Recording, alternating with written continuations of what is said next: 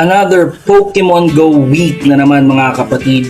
Within this video, makikita nyo yung spotlight hour ni Phoebas, yung mga regular tier 3 at saka tier 5 raids.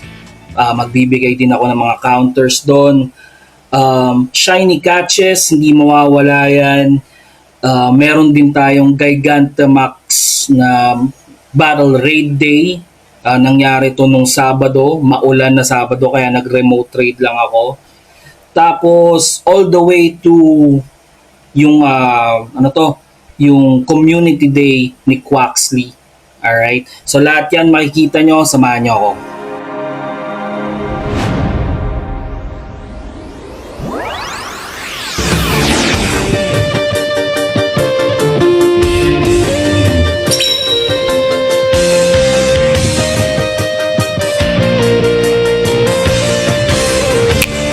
Okay, alas 2 na, Quaxly Community Day na. Yeah, tara.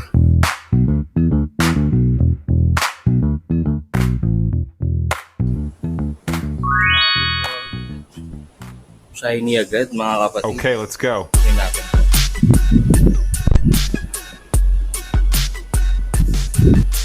Mukhang makakarami tayo ngayong araw.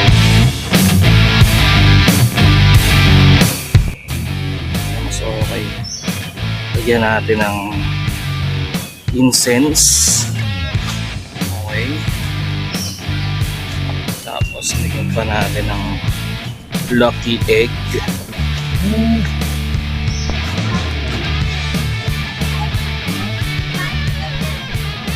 Pati Starbies.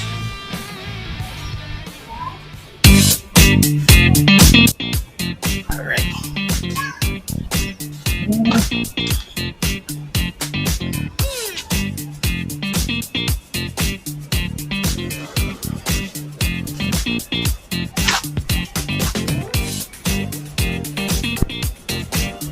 Mas okay mag-raid day ngayon. Hindi pala raid day, community day. Mas okay mag-community day dahil tamo maaraw.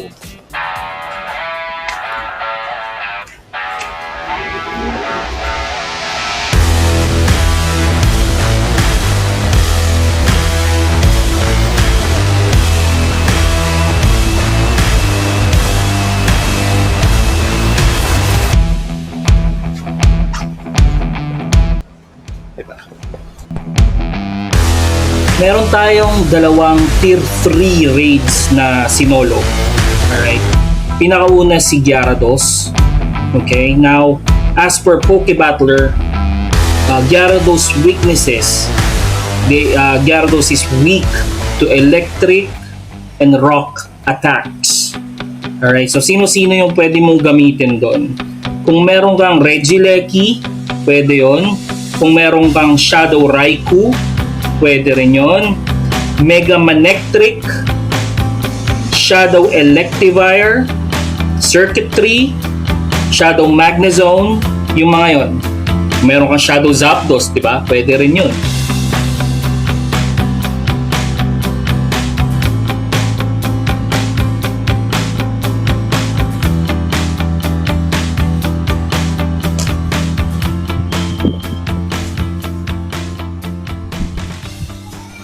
For Kingler,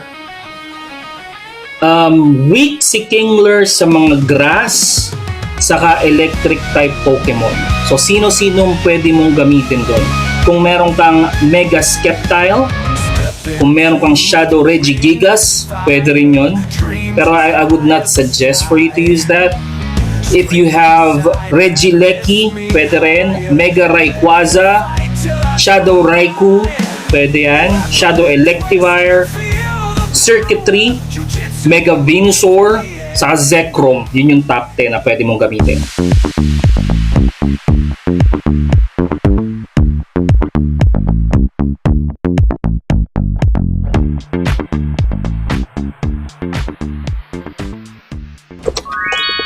May pangalawang shiny na. Let's go! So kakasimula pa lang, meron na tayong dalawang shiny. Pangatlo na.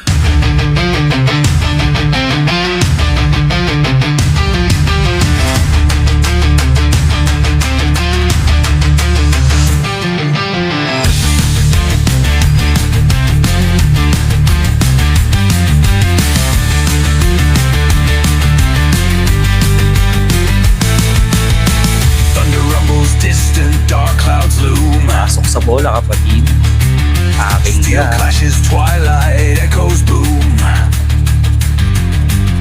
Sons of war bear hopes flag high. March to fire never. Si Terrakion yung tier 5 raid na ginawa natin. Counter kay Terrakion para matalo nyo ng mabilis.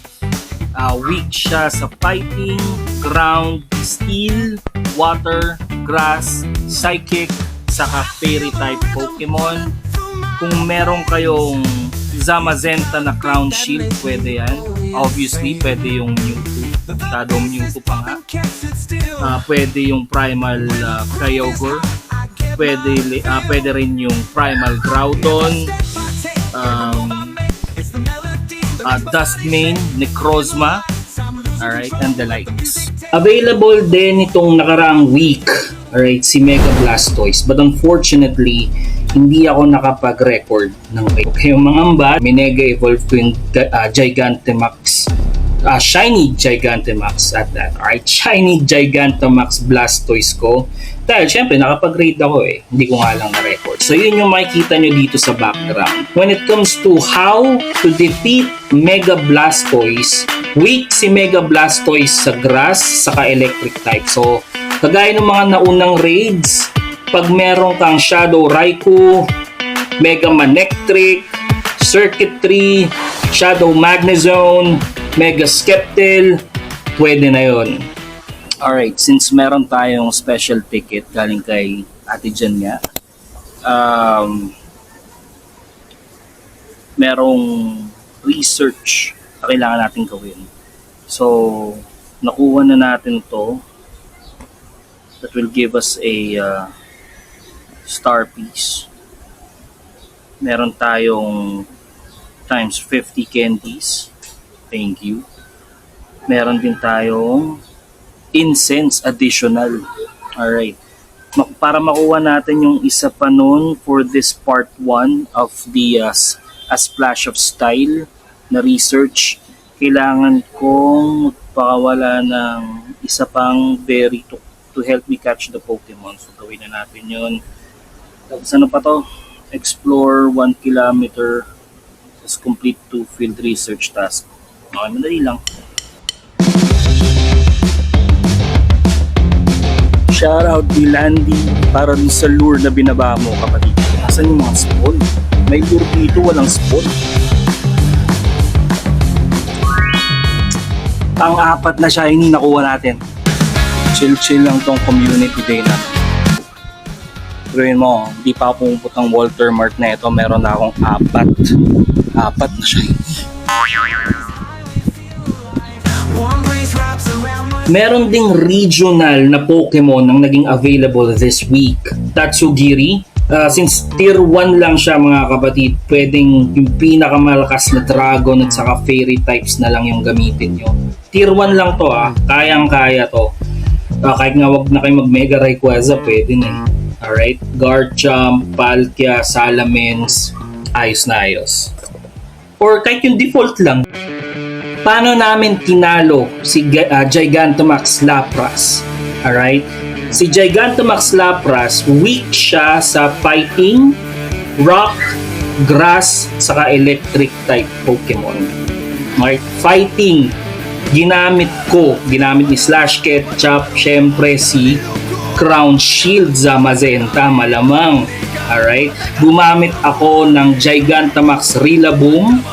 Okay? Saka isa pang tank na ginamit ko ay si Blissey.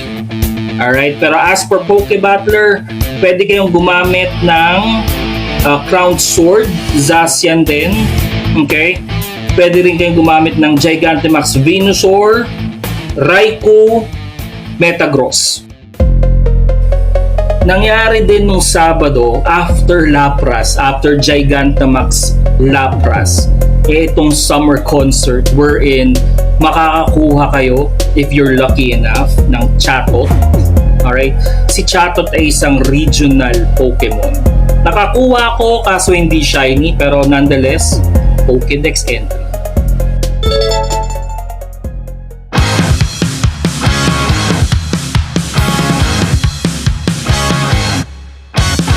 Alright, tapos na natin yung first part.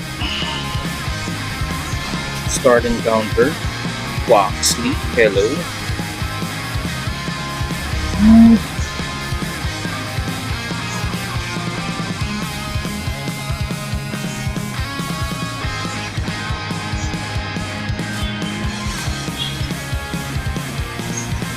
So, may background. Ng vibe nito. Yes.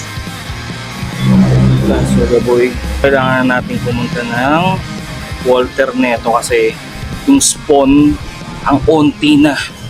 Okay, pupunta na ang Walter.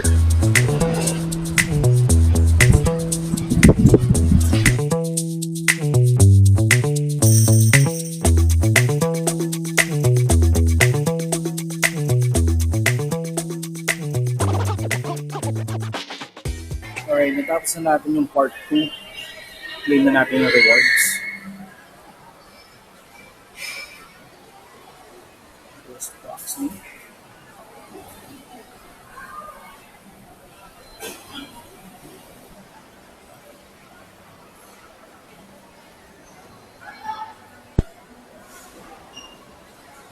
Not shiny, not humble. Sa gitna natin panatan. Oy, shiny! 444. Galing sa research.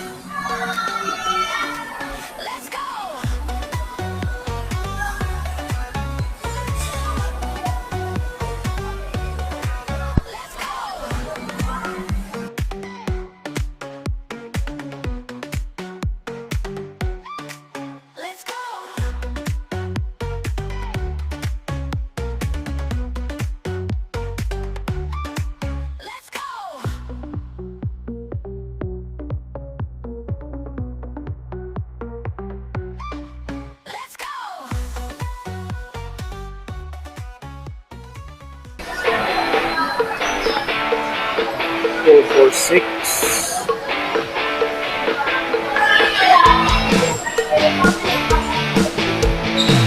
Alamang background din.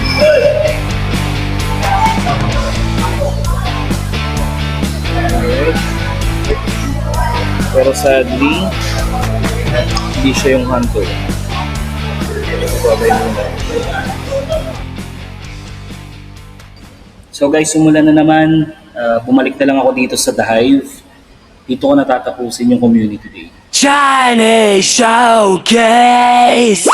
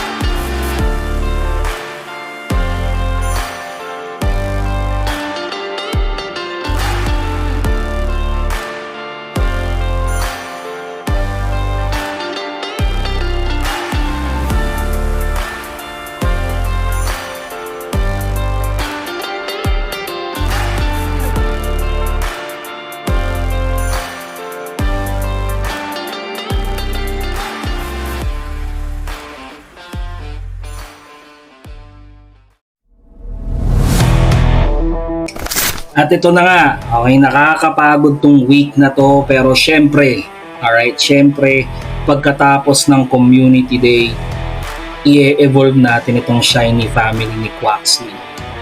Alright, teka lang, i-record ko lang. Sayang. Okay, alright, naka-record na mga kapatid. So again, bubuuin natin yung shiny family ni Quaxly. Alright, sisimulan natin syempre dun sa 3-star na Quaxly na nakuha ko na shiny. Ito. Alright. I-evolve natin.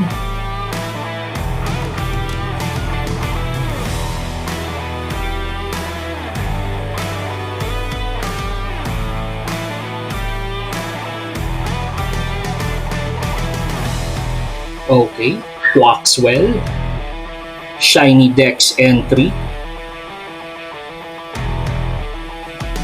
Alright, and yung last evolution niya, here we go.